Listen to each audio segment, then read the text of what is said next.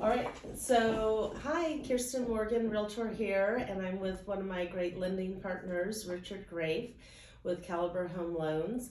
And the other day, we were talking about some advantages that sellers might have and buyers who, if the sellers have an existing FHA loan or VA loan, and how those can be assumed by buyers. So I wanted to talk to Richard a little bit more about that, and can you kind of explain how that process works? Yeah, so basically, when you own a house, it could be more valuable based on your current loan scenario. So if you own a house and you have a VA loan, and let's say it's at 3% interest rate, a buyer can come in and assume that loan with that interest rate and that term. So if maybe you have 25 years left on that loan, that buyer would take over that loan. So you'd have 25 years left on that loan at 3%. Right. So obviously there's pros and cons for buyers and sellers. As far as for the seller side, if it's a VA loan, and there's misunderstandings on who can assume that. Mm-hmm. You don't have to be a veteran to assume a VA loan. Mm-hmm. So a non-veteran could assume it, but what the seller has to understand is that eligibility that he used to buy that home stays with that loan. Unless it's a veteran assuming it, then that veteran can transfer their eligibility to that loan. Mm-hmm. So the other thing is, if let's say you owe $300,000 on the mortgage and you're selling for $400,000, that buyer would have to come in with that $100,000 difference as a down payment.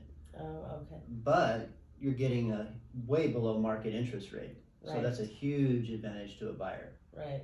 Would a buyer maybe be able to get financing on that difference? It's going to be per servicer. So each servicer has their way of doing it, their guidelines, their processes.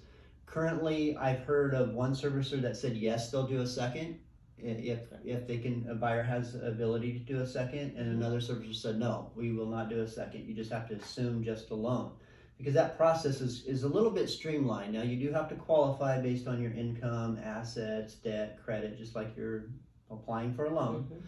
But it's basically no appraisal.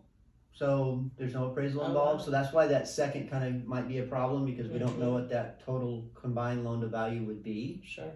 But if they are getting a second, I would assume that servicer would say we need an appraisal to make sure that their second lien position is within their guidelines. Right. Typically, it's going to be a 90% CLTV cap is what I've known in the industry when you have a second behind the first. So, and so with FHA, it's similar. You know, you don't have to be any certain type of loan buyer. You're assuming that FHA mortgage at that rate, what it is. Wow. So it could be a huge advantage, right? Right. I mean, they can save hundreds of dollars in interest if they're assuming a low interest rate mortgage. Right. So yeah, with the interest rates now creeping over 7%, we're at the beginning of November, and a lot of people in the last several years have gotten FHA loans or VA loans that are in that 3% range, plus or minus. So that could be a huge advantage. And keep in mind that buyers that bought in 2020 and 2021 on an FHA loan and a VA loan probably had very little down. Right. So there may not be a huge difference in sales price versus, how much they might have to come in with. It just really depends on, what the seller owes, what the current property value is, and so on. Great, great.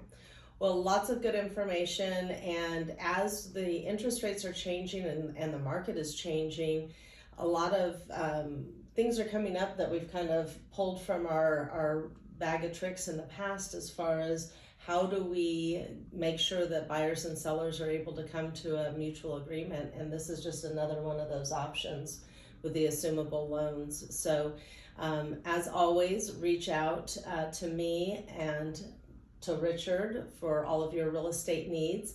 And we both look forward to working with you if you have any questions about real estate, or of course, if you're looking to buy or sell. Thanks so much. Thanks so much.